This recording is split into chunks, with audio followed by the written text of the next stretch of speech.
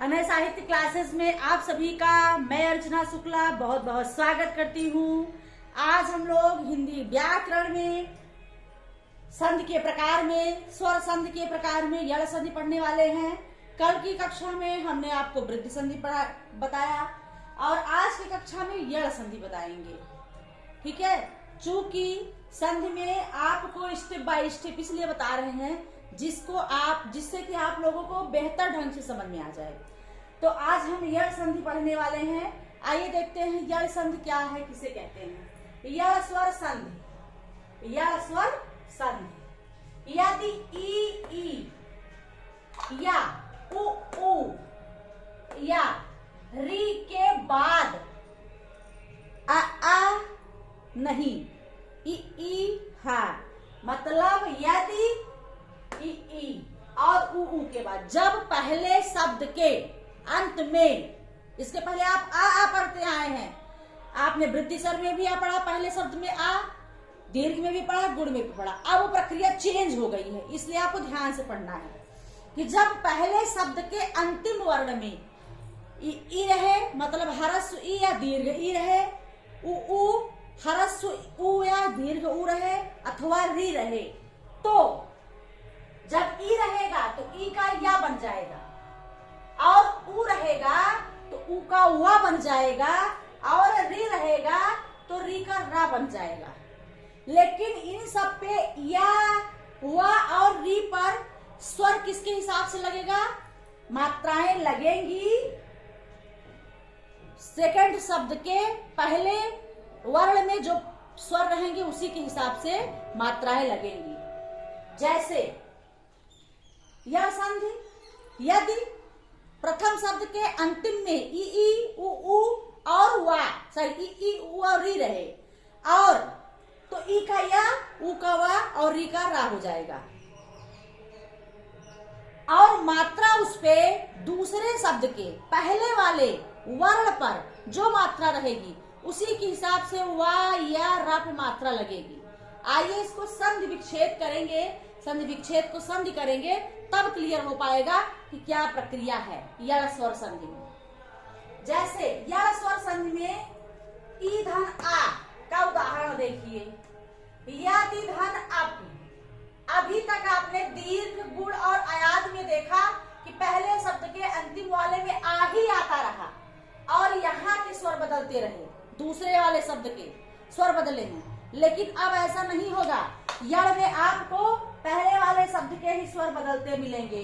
जैसे यदि धन अप में, यदि में क्या लगा है? ई है। कौन सा स्वर है? ई। और यहाँ पर क्या है? आ है। तो ई में क्या लगेगा? कौन सा स्वर लगेगा? आ लगेगा। तो ई का क्या बनता है? या। आ लग जाएगा, क्या बन गया? या। ई का या हो गया। तो यदि धन अप का क्या होगा? संधि यद्यपि, क्या होगा? यद्यपि। ठीक है। इसी प्रकार से अति धन आवश्यक, अति धन आवश्यक, इसमें आपको ध्यान देना होगा ई का या होता है और पहले वाले शब्द के अंतिम में वर्ण आपको ई या उ और री मिलना चाहिए, तब यड़ स्वर संधि होगा।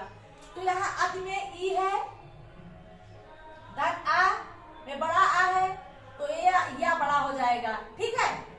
तो आप चूंकि ई का या होता है लेकिन स्वर उसमें इसके हिसाब से लगेगा। इस यहाँ आ रहेगा तो यहाँ स्वर आ का लगेगा, यहाँ ई रहेगा तो स्वर ई का लगेगा। मात्रा इसमें अगर उ रहेगा तो मात्रा उ लगेगा। अति धन आवश्यक क्या हो जाएगा? अत्यावश्यक, क्या हो जाएगा? अत्यावश्यक। अति धन आवश्यक, इसका संधि विच्छेद हो जाएगा। संधि बनने पर चूंकि ई का या हो जाता है, या हो गया, यहाँ आवश्यक में आ आया, या पे जुड़ गया मात्रा, अत्यावश्यक हो गया इसका संधि। अगला उदाहरण है अति धन ऊष्म। यहाँ में भी आ, ती, ता में ई है, धन ऊष्म में ऊ है, बड़ा ऊ बन गया। इसका क्या? ई का या होता है, मात्रा कौन सी लगेगी? बड़े ऊ की, बराबर क्या हो गया? अत्यूष्म, क्या हो जाएगा? अत्यूष्म, अति धन ऊष्म। ठीक।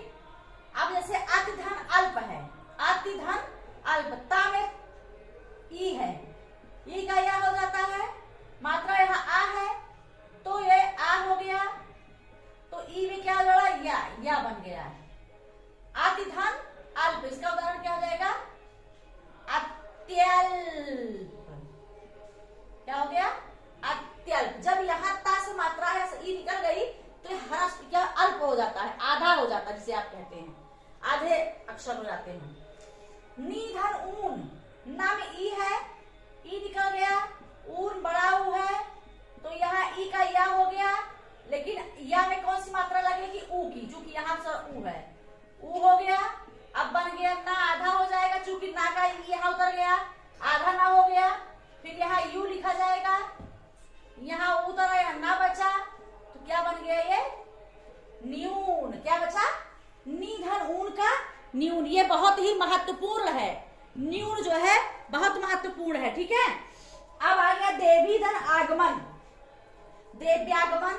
देवी में भी ई है, आगमन में बड़ा है, यहाँ पर ई का या बड़ा या हो गया। अब इसका संधि हो जाएगा देव्यागमन।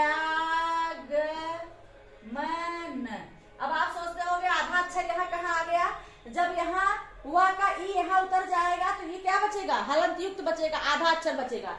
तो यही हो गया देव, आधा वह यहाँ हो गया, ई का या बन गया, ये देव्यागमन, ठीक है। आपको अगर मान लीजिए आ गया देव्यागमन का संधि विच्छेद करिए, तो बीच में अगर आपको या और वा यहाँ मिलेगा तब भी आप समझ जाइएगा कि यह स्वर संधि है, ठीक है। जैसे सुधन आगतम है, स्वागतम जिसे कहते हैं, सा में ऊ है, धन आ बराबर वा, ठीक। अब आपको क्या करना पड़ेगा, सा में से वा निकल जाएगा, सा में से ऊ, तो ये बचा आधा सा बचा, स्वा, वा ये वाला यहाँ लिखेगा स्वा। अब यहाँ पर आ हट गया तो गतम बचा है, तो यहाँ लिख दो गतम, स्वागतम। ये है संधि विच्छेद करने के तरीका और नियम। इसको जिस दिन आप समझ गए, संधि चाहे जहां से आ जाएगा, आपको कभी कोई दिक्कत नहीं होगी संधि विच्छेद, संधि को समझने में, पकड़ने में कौन सी संधि कहाँ से है, स्वर है, व्यंजन है, दीर्घ है, गुण है या वृद्धि है, अयादि है, चाहे जहां से जो संधियां पूछी जाएगी, बशर्ते आपको नियम आप समझिए। इसीलिए हम आपको एक एक संधि का बता रहे हैं, एक एक संधि के एक एक उदाहरण को आपको हम काट के छाट के जोड़ के बता रहे हैं कि कौन सी संधियां कैसे विच्छेद होती है और विच्छेद के बाद कैसे वो जुड़ती हैं। स्वर एक एक व्यंजन आपको उसमें जोड़ के हटा के दिखा रहे हैं, जिससे आपको समझ में आ जाए। जैसे अति धन अल्प, तब है ई का बन गया या, यहाँ पर क्या है आ है, तो या में आ हो गया। अब इसका बन गया आधा हो गया, आ तो चूंकि यहाँ पर से निकल गया, धन हो गया या, धन हो गया लप, जुड़ गया, क्या हो गया अत्यल्प, क्या हो गया अत्यल्प।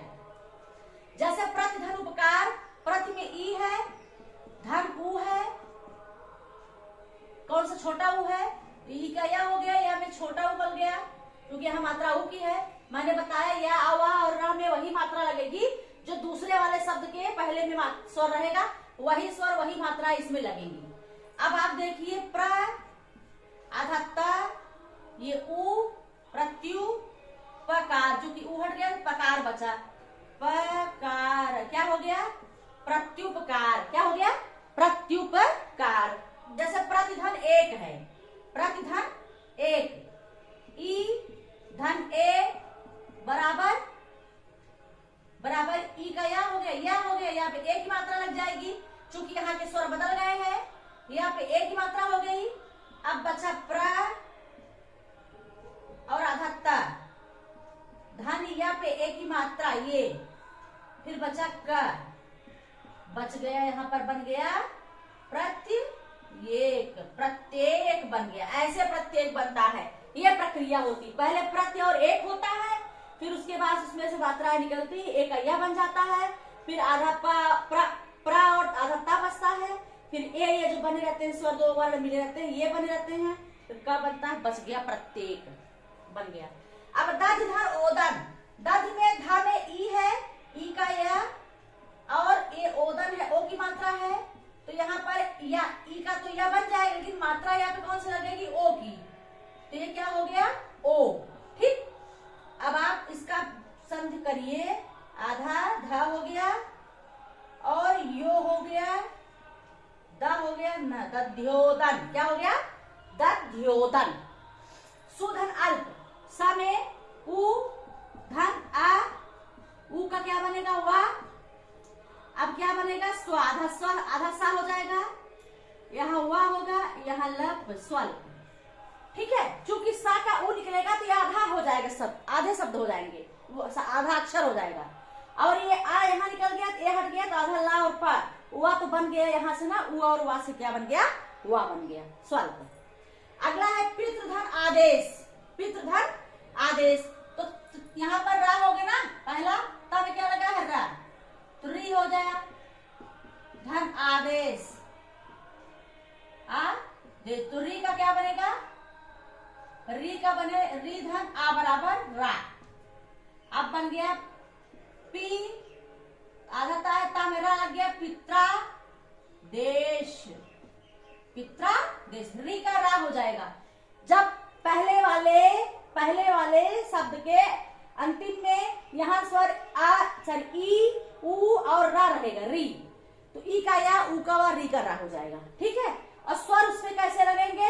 जो दूसरे वाले शब्द के प्रारंभ में जो स्वर होंगे वही स्वर या, वा और रा पे लगेंगे, आप ध्यान दीजिएगा। मातृधन आदेश, मात्र में भी री है, धन आज्ञा, मातृधन आज्ञा, आ हो गया बराबर हो गया रा।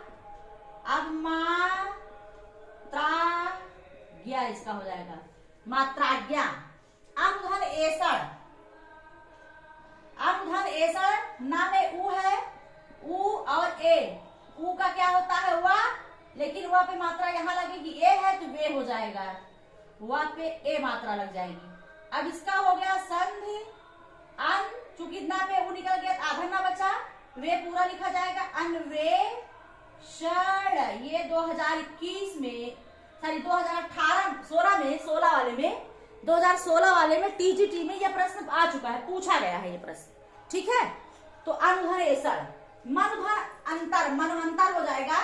यहाँ ना में उ है तो वा, यहाँ पर उ हो गया, यहाँ पर आ हो गया, तो ये हो गया वा। अब बन गया मा, आधा ना, वा, फिर मनवंतर। ये रहे आपके यड़ संधि।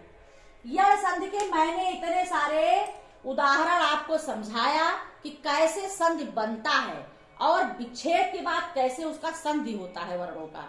ये रहे हमारे कुछ उदाहरण, और मैंने पूरी तरह से, मेरा पूरा प्रयास रहा, जो मेरे अंदर ज्ञान है, अपने प्रयास से मैंने आपको पूरी तरह समझाने का प्रयास किया अपने तरीके से कि कैसे यड़ संधि में संधि होता है। ठीक है, तो आज की कक्षा में यड़ संधि आपने देखा और इसका अभ्यास रेगुलर आप करते रहें। अभ्यास से ही आपका कंफ्यूजन दूर होगा, अभ्यास से ही आप में कॉन्फिडेंट बढ़ेगा। ठीक है, तो आज की कक्षा में बस इतना ही। अगले कक्षा में हम आपके साथ अयादि संधि, स्वर संधि का एक पार्ट अयादि संधि बचा है, उसको कल की कक्षा में हम आपके सामने लेकर आएंगे। आज की कक्षा में बस इतना ही, और हमारे चैनल से आप लोग जुड़े रहें, लोगों को शेयर करें, लाइक करें, सब्सक्राइब करें और अपनी पढ़ाई को अच्छा अंजाम दें। ठीक है, आज की कक्षा में बस इतना ही। धन्यवाद।